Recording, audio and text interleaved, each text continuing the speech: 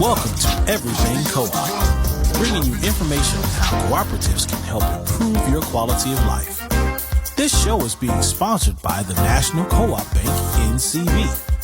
The NCB is dedicated to strengthening communities nationwide for the delivery of banking and financial services for the nation's cooperatives, their members, and other socially responsible organizations.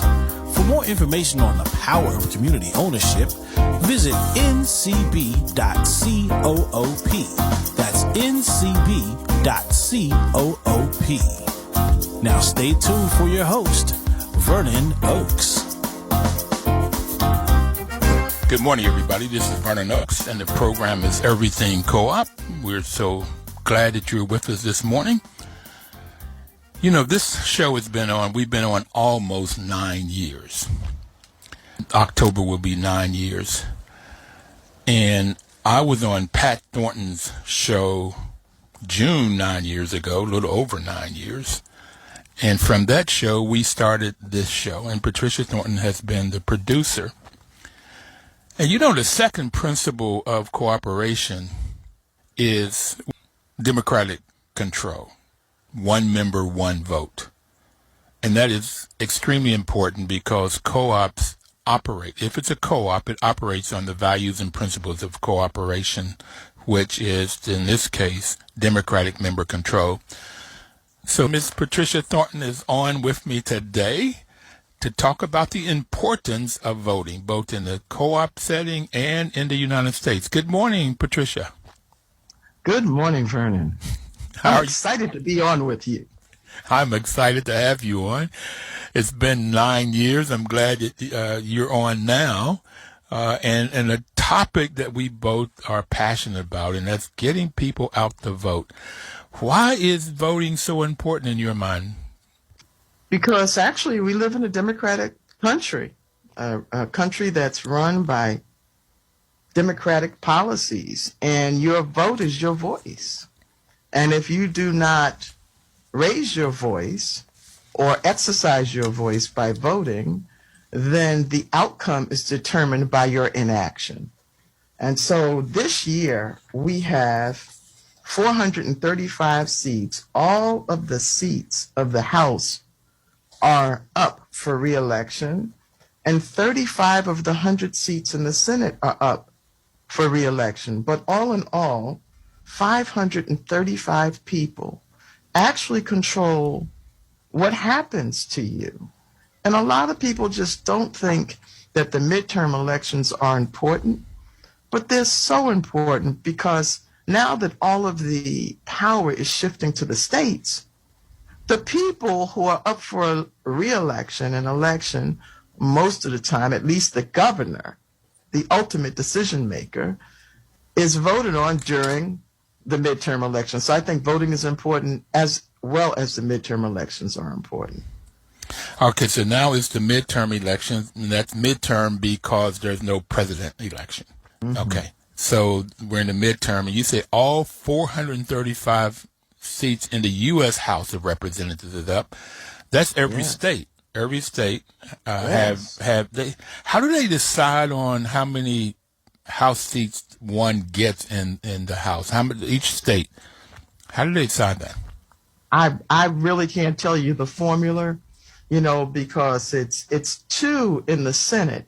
But if you look at some of the states that are so small have the same number of representatives as a state that's 2-3 times its size. So it's proportional and it's by district. And so they proportion out the districts, and it's somewhat related to the census, which is why the census becomes so important. What I'm saying I'm uncertain of is how they do the math. The mathematics of how they calculate that is rather questionable. Okay, so the Senate gets 2 per state, but in the House, it's proportioned out by different formulas and definitely tied to the census, which makes the census so important. So 435 House seats, 34 Senate seats are up for grabs. Yes. And right now, it's sort of predicted that the Republicans are going to win the House this time. Have you heard? If I heard that, I wouldn't say it. Well, it's predicted that there are enough challenges that may, in fact, become so. But I'm feeling just as confident that the Democrats are not only going to maintain the House, but they're going to gain some. Because the number of votes that are cast during the midterm elections are so few, it becomes an exercise of which campaign does the best as opposed to which person. As you see, Herschel Walker is tied with Warnock, and Reverend Warnock in Georgia. And the problem with that is that he has absolutely no experience. But to give you an example, in certain other areas where the Republicans were thought to be in favor, that's no longer the case. Take Maryland, for instance. Well, before you Larry Hogan. Before you take Maryland, I'd like to go on. I have made this statement because I heard it on news last night and today that the Republicans are expected to win the House. Okay. And therefore, anything that Biden wants to get done, climate change or anything else, he needs to do it now. What will cause the Democrats to keep power or gain seats? If they work real hard and change their messaging, and I'll give you Maryland as an example. In Maryland, Larry Hogan, who has been the governor for 2 terms, Maryland is a Democratic state. Larry Hogan, who's a Republican, has been in office for 2 terms, very unlikely in Maryland. The person who won the Republican race in our primary that just occurred on Tuesday is Dan Cox. He won the race over Larry Hogan's pick of Kelly Schultz. Dan Cox was supported by 45. And he was just a delegate. He was not very well known, but the Republicans do very well in messaging. However, Dan Cox got, for instance, 132,000 votes over the contender of Kelly Schultz with 94,000 votes. But we're running neck and neck. The Democratic side hasn't been determined. What people needed to be voting for in the Democratic side was who can beat the Republican. You see? And so at this point, at least at the point where there was 61% of the votes in, Wes Moore is in the lead, Tom Perez is second, and Peter Franchot, the former comptroller of Maryland, is third. With those kinds of stats, the person who wins the Democratic Party needs to be the person who can beat Dan Cox. And so we need to make sure that we do great messaging, and that would be a flip. So that would be a Republican seat that was lost. So in areas where we can do well, we need to do well. So you want to change your messaging that will get people to come to the polls. Change the messaging. Oh, you asked for a question, and it's change the message. Change the message so people will come to the polls. Because my question was, what does Democrats have to do? And let's get more people out to the polls. Okay, that's right. And that's why you're changing the message is about getting more people out to the polls. Absolutely. And now this is, as you said earlier, this midterms are where people normally don't come out because there's no presidential election. They don't think it's important. So it is extremely important because you just said that you have so many governors. But there's all kinds of seats that are available. You got the 435 House seats, the 34 Senate seats. You have governors. You have all of the different state positions are up. Mm-hmm. And people need to come out and vote for those. Absolutely. All right. Do you have a sense of when you say that Democrats change the messaging, what kind of messaging you would like to see? Oh, absolutely. We need to be talking less about our opposing candidates and more about what has been done, what will be done, and the challenges that we'll face if, in fact, we do not win. And for instance, Roe v. Wade is real big right now. A woman's right to choose, and it's more than a woman's right to choose. And it's very, very clear that because the Supreme Court has now made it possible for states to make decisions about abortion and a woman's right to choose and all of those things associated with Roe v. Wade in the states, here's another example where your state officials are going to be making the decisions. So we need to be saying to all of those people who are upset about that, that you need to make sure that you vote so that we can at least maintain control. Because if you don't, it's going to be even worse. So how do we, in the Black, brown, indigenous, Native Americans, how do we get people out to vote? Particularly, we're talking about Maryland. You know, the Democratic Central Committee and the Democratic Party, they need to be out in the trenches. We don't need to just be doing this messaging on the TV. We need to go back to the grassroots, and we need to make the issues count. I work at the polls. That's one of my civic duties. And you know, I talked to you on that day, and I have to be there at 5:30 in the morning, and oftentimes we don't get to leave. I left at 9:30 at night. You can't leave, and it's very difficult, but I had wonderful conversations with people. And there's one guy who said, you know, I couldn't vote for all of the things I wanted to vote for. I had to vote provisionally. And you have all this messaging. I'm just talking to you. This is me talking to you. You have all this messaging, get out to vote. But all the other information about how you need to vote, what you need to look out for, and all of those kinds of things is not apparent. So we need to make sure that we give people the information, give people the resources they can go to make sure that they do what will make their vote count and that they come in as educated voters.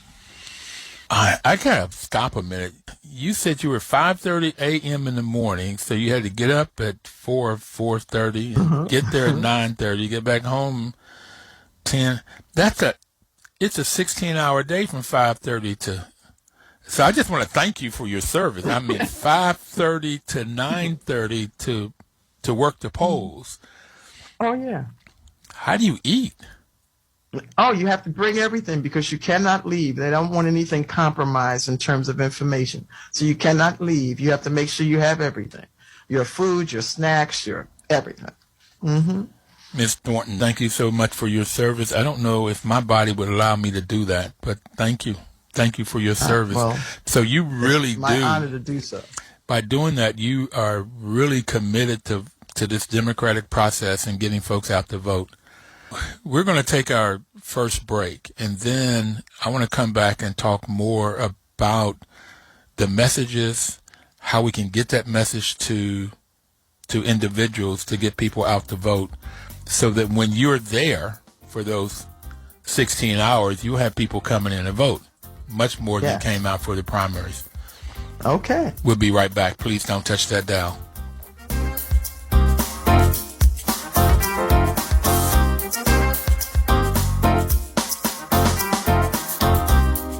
Your news talk station. Welcome back, everybody. This is Vernon Oakes, and the program is Everything Cooperative. Patricia Thornton is my guest today, and we're talking about the election process. We have 435 seats in the House up this time, then 35 Senate seats, a number of gubernatorial seats, and other states.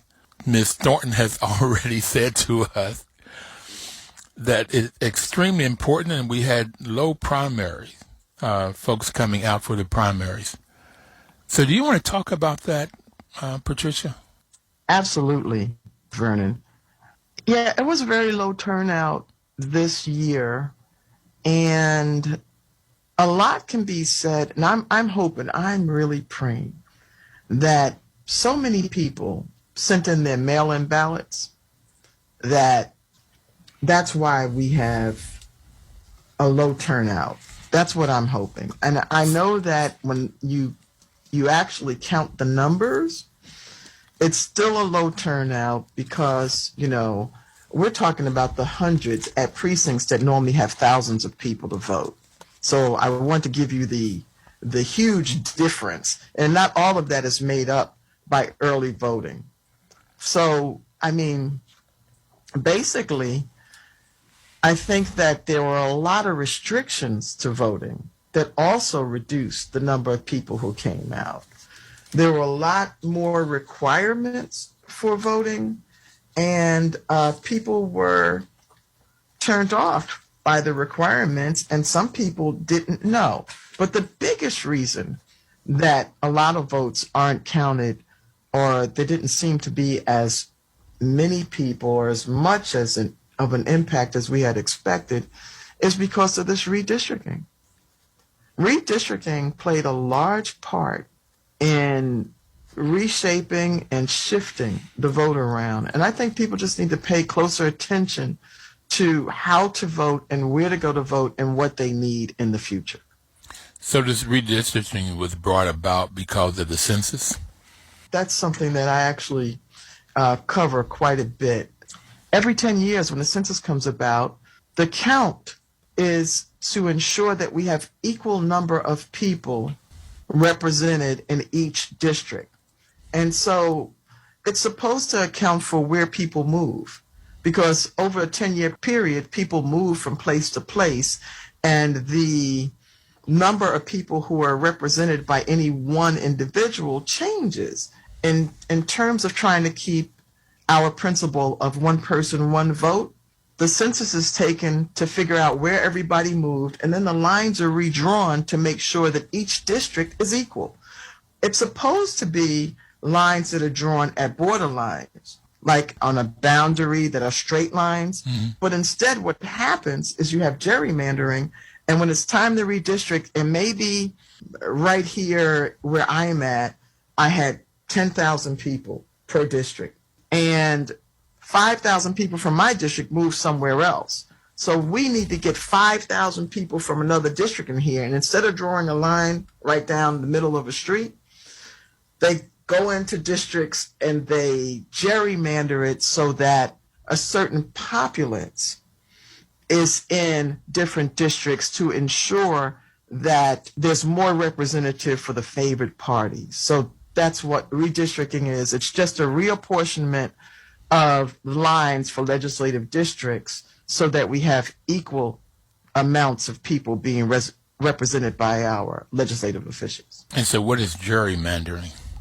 Yeah, gerrymandering is when you'll see, if you look into gerrymandering and redistricting, just look it up, you'll see that this year, the people who were in charge of the redistricting committees, they drew lines that were in favor of parties that were in power. So if the Republican Party was in power in a particular district, and let's say their person started losing votes or being challenged, or their offices were highly contended, what they would do is draw the line so that maybe all of the people who would vote against them were in one little small district, and the people who might vote for them, they move over to the district where they're having problems. And instead of having a straight line on a borderline, like in my district, you can be on one side of the street and be in District 6, and another side of the street and be in District 5. And in Woodmore Country Club, you could be on one side of the street inside the country club and be in one district, and another side in another district, because somebody wanted more affluent people in their district.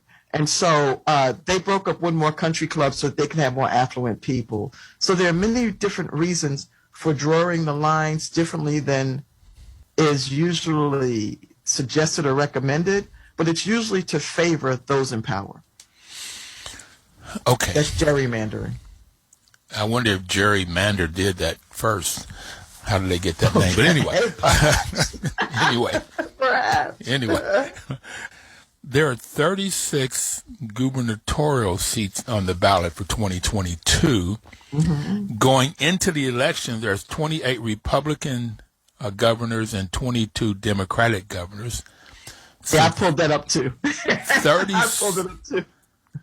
36 of those 50 gubernatorial seats are up. That's a big percentage races going on. And you see, they say that one of the things that the Republicans did a good job of was buying up a lot of the media so that they can say and message what they wanted to message. But just as I told you in my district, I'm not just hopeful. I'm confident that a Democrat will win here. That's going to flip a state. All right? And in Maryland, you're confident. In Maryland, we have a Republican governor, and Larry Hogan, was very well liked by Democrats and Republicans. But this being as blue a state as it is, it's going to flip back to blue. I'm 99% certain. And so it's going to be one of those three people you mentioned. Mm-hmm. And so, it's not difficult, but we're not controlling the messaging. We may be on MSNBC and a few other stations, but we're not controlling the messaging. And too many people listen to the messaging, and we have to be aware of that. So the Democratic Party and the central committees, they need to get just as much messaging out about Democrats being in favor as the Republicans are doing. Okay. All right. So on this show, I'm wanting us to make sure we get people out to the polls. So you've already mentioned Roe versus Wade, women's rights to choose and have control over their bodies. I have it for me that climate control is big on for me. That's another big issue. What about for you? What are some other issues for you and you think that would make a difference that we have to get the message out on? Voting rights. Voting rights is a huge concern. Primarily, my number one is voting rights. And the John Lewis bill, everything that deals with voting rights and all of these rights that are being taken away. So I have it that any group of people in power, there's two things that they want to do. Make sure you don't vote, can't vote, and that you're not educated. And that's what's happened to Black Americans, Brown Americans, Indigenous people, Native Americans in the U.S., that we were not given the right to vote, and we were not, it was illegal to teach us to read at some point. So those are the two things that people seem to do. That's why it's so important that we have the choice, we have the chance to vote, that we get out and vote. Because the man doesn't want us to vote. He doesn't want us to have a voice. You said that voting is your voice. They don't want us to have a voice. But it's to get really intelligent about what the issues are. Voting rights, Roe versus Wade, climate change. What are the other issues that are important to you? Understand those issues and then go after and vote for the person that's going to make those issues happen the way you want them to happen.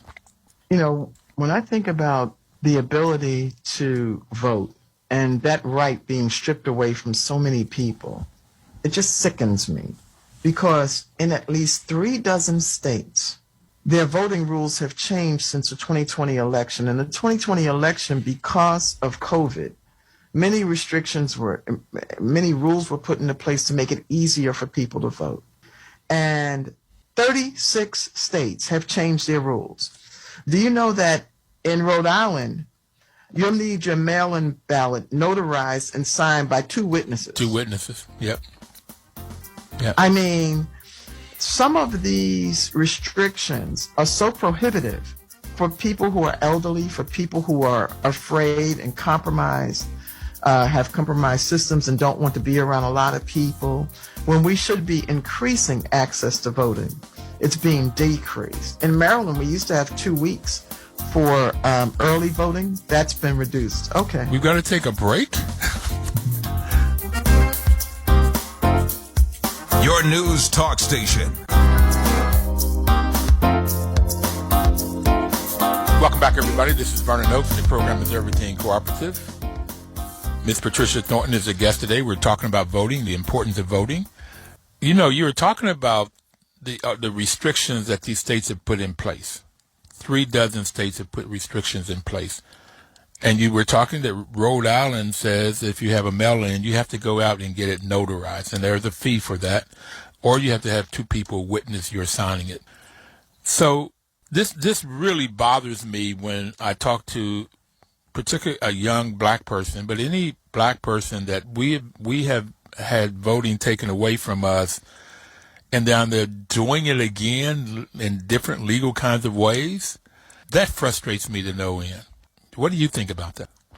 I think we're about to go back to having people count how many jelly beans are in a jar. Yeah. You know, I mean, this is the new jelly bean count. And we just find the most vulnerable places, not we, but those who want to restrict voting find the most vulnerable places for people.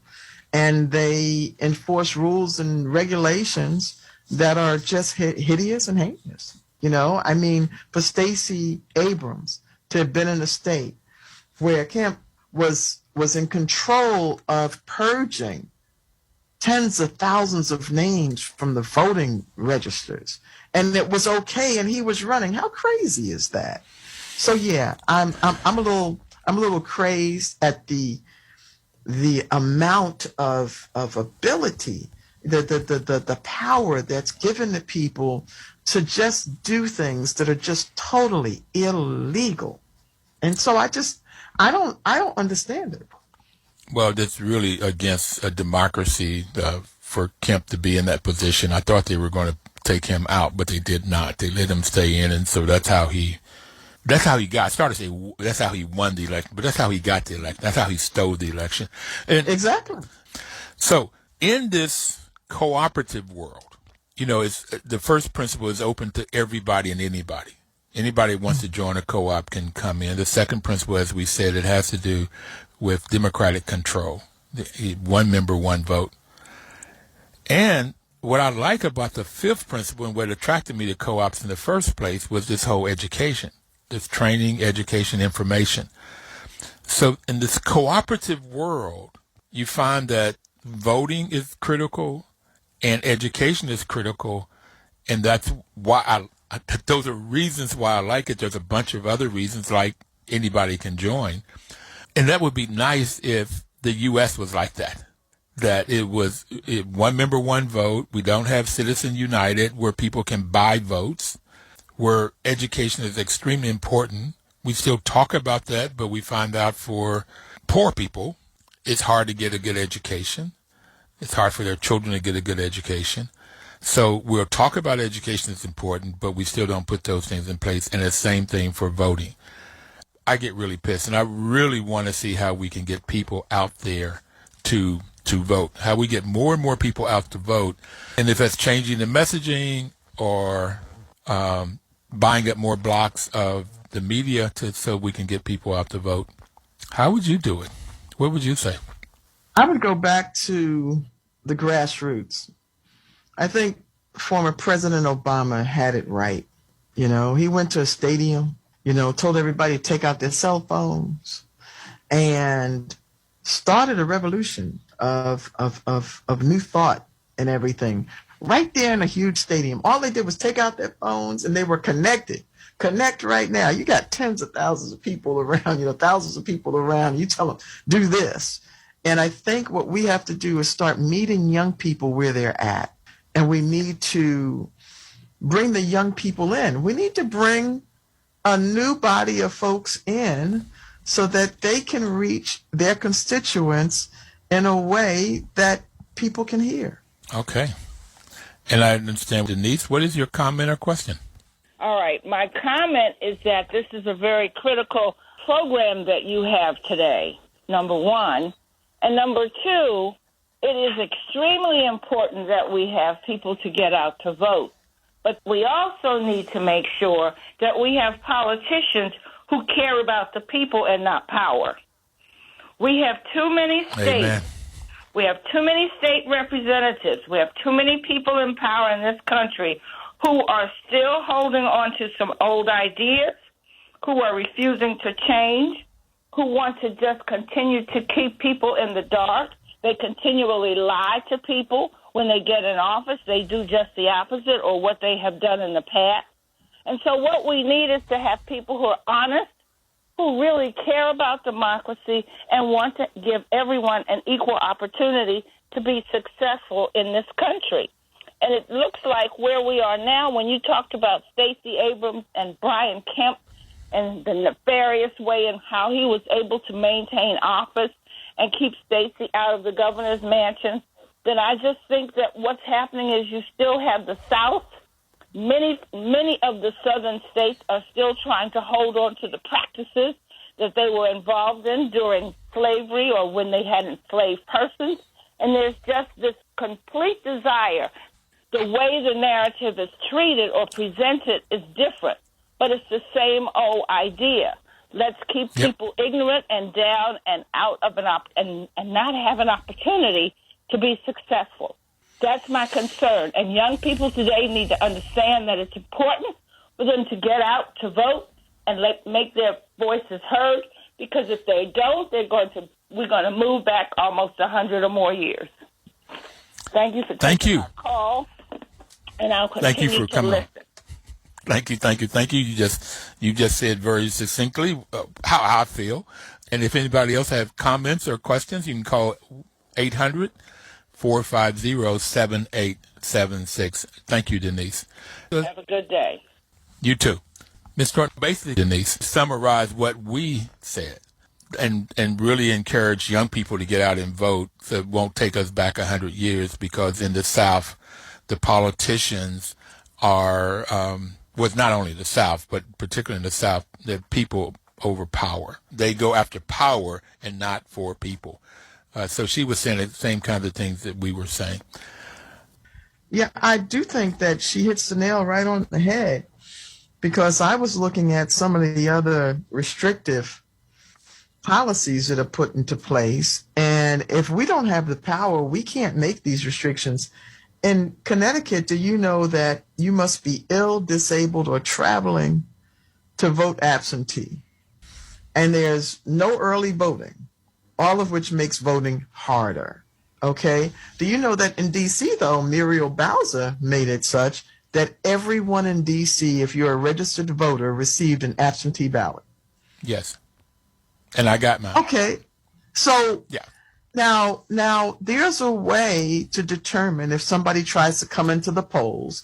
You know, our adversary said that, oh, that's horrible because a whole bunch of people will vote twice. No, every vote is calculated and counted to ensure that there's no double voting. It may take an extra step when you do your counting and your tabulating, but the voter machines, the e-poll books, will automatically say who voted because it will be registered. And so if you really want to make it easy for people to vote, you will. But if you're not in power, you won't be able to make those decisions. And that's why I love the fact that Stacey Abrams went and registered, what was it, 800,000 voters. and so you go and flip the script. What President Obama did was he went and registered a whole bunch of new voters. He got them revved up. And that's what we have to do. We need to get people energized. The knocking on the doors, the grassroots work is what I've heard you say, and the message, making sure that the messages will resonate with the people you're knocking on the doors with. Okay. Oh, absolutely. But we have to meet them where they're at. I had an article yesterday. Those of you who don't know, I actually have a show on WOL on Wednesdays, the Thornton Business Hour, and I was talking about a barber shop. Actually a social work professional who started training barbers in counseling. He trained thousands of barbers in 40 states in counseling, not to make them therapists, but to help them, because all the folks come to the barbershops to talk. He grew up in a barbershop with his aunt, and he noticed that all these black men were inside the barbershop and they were spilling their hearts out. And barbers are probably better therapists than many therapists because they have to do it every day, 20 times a day. But he thought, wouldn't it be good when he had a student who he couldn't reach, that it may be good to kind of get him in a different setting. And so today, those barbers now know how to notice and detect when someone is seemingly a little off in their spirits, and they now know how to refer them to the proper resources. And so I think we not only have to go and knock on doors, because I may not open the door when you come to my door because I may not know who you are, but we have to start going to the community centers and going to the barbershops and going all over wherever these young people are, and getting them where they're at. Getting them where they're at. Yeah, got to meet them where they are at. Absolutely. So I really go back to you spending from 5:30 in the morning to 9:30 in the evening. So I've got to get out and do some work too. I have worked the phones every now and then, but I haven't knocked on any door. I don't think I'll do that right now because of COVID. Yeah. And my age, I don't think, but I'll get on the phone to talk to people. Mm-hmm. And the question, yes, it's anything that people can do. People do things in their place, wherever it is that they are. That's what they need to do. That's what I would say. Well, the other thing I've done and encourage everybody to do is talk to all of your family members. Make sure that they're going to vote. Give everybody the right to choose whomever they want to choose, but make sure they go vote. And you could have conversations about which of the candidates that you think would do the best for that family. Okay. Who will do the best for that family? Mm-hmm. You said Ward Mason, Tom Perez, and a third person for the governor of, on the Democratic side, for the governor of Maryland, against... That's Westmore, Tom Perez, and Peter Franchot of Maryland. Of course, the problem was there were about 9 people in the race, but those are the top 3 contenders, yes. But that's against Dan Cox, who's Trump's pick, Trump's choice. Absolutely. Mm-hmm. So it's going to be one of those against. So you got to get out and vote, everybody. Yes, we do. Yes, we do. We're going to take our last break. That hour goes by very quickly, and see what else we can do to try to get people to vote or work the polls or get on the telephone, go knock on your doors, talk to your family members. Let's get people out to vote this time. I would like to have more people than in a general. We'll be right back.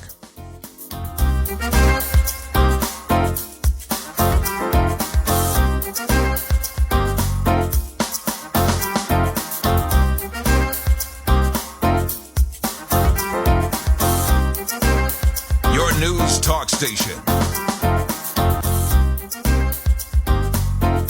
Welcome back, everybody. This is Vernon Oakes, and the program is Everything Cooperative. This program has been brought to you by the National Cooperative Bank. They've been our supporter, and Cabot Cheese has come on this year to support us. NCB's mission is to support and be an advocate for America's cooperatives and their members, especially in low-income communities, by providing innovative financial and related services. So we want you to get out and vote. Get out and vote so that you can choose people that will create policies that are best for you and your family. We haven't talked about Medicare and health care, which is so important. We haven't talked about housing, which is extremely important. Housing is one of the determinants of health. So, Ms. Thornton, we pay taxes. We hire people by voting. It's the way we vote to get the politicians in place, and they decide what they're going to do with our tax money. And I'm wanting to see more tax money going to help those 47% of Americans before COVID that didn't have $400. 47% of Americans did not have $400. Help them with housing, help them with health care, help them get jobs. Jobs is another extremely important, but jobs that are meaningful jobs, jobs that will pay a decent salary so people can live and work and be happy.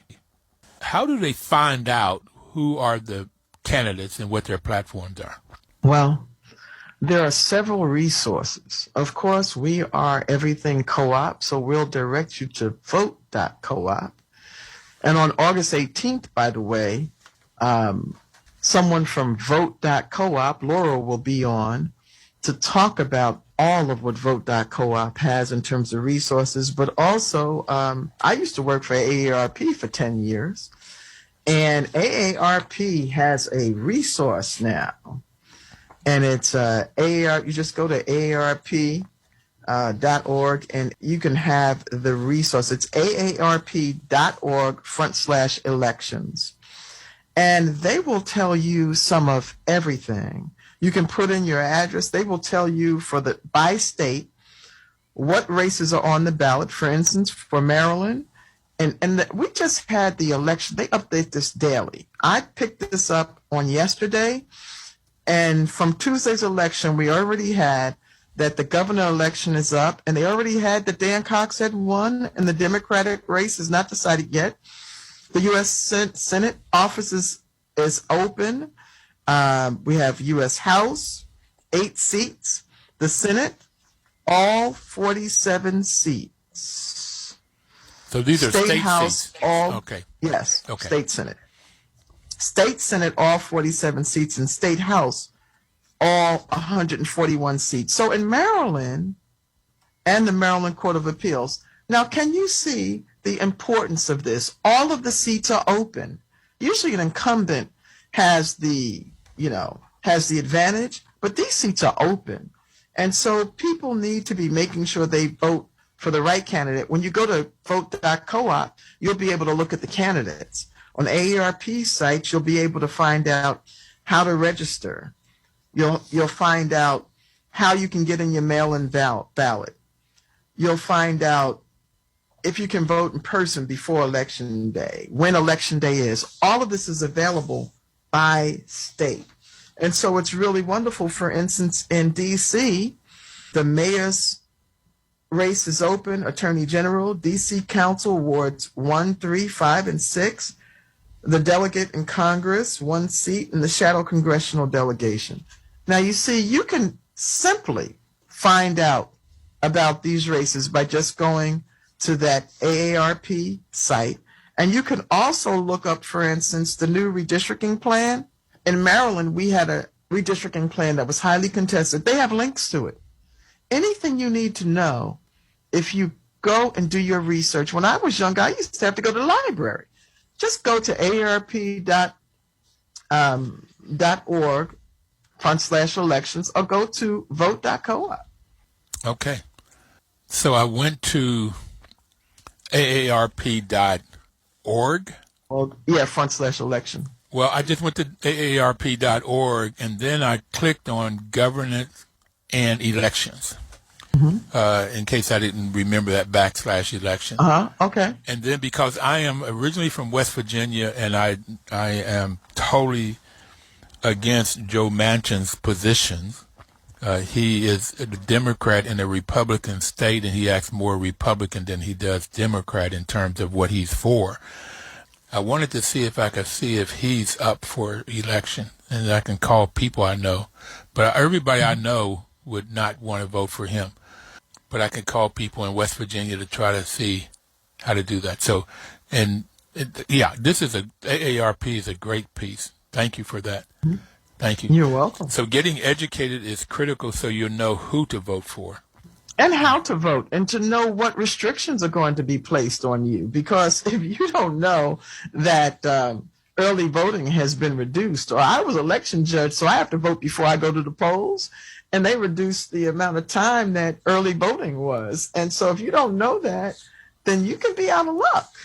So knowing those restrictions is very important. Some people can't drop off their mail-in ballots at their polls. It's just so many things to know. But you have resources to know now. Okay, you can go to vote.coop to get information about the candidates that are running. You can go to aarp.org/elections to understand all the information about your state. What positions are open, what's early voting or not. So you can get all of the information. So get educated. That's the 5th principle of cooperation: knowledge, information, education. Get educated so that you can go out and cast your vote, which is the 2nd principle of democratic control, is voting. Now, I have it through these interviews that we've had over the last 9 years that cooperators get out and vote because they know the importance of voting. Have you heard that when you listen to these tapes too? That cooperators can what? They get out and vote more more so than the general population.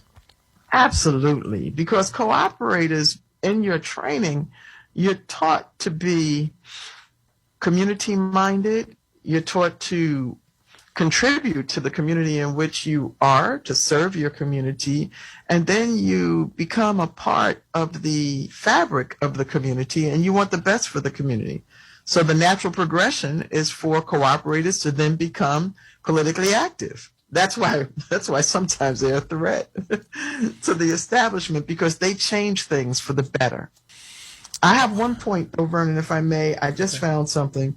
In D.C., you can text D.C. votes to 22777, and you'll receive a one-time text message with a link to the D.C. voter information.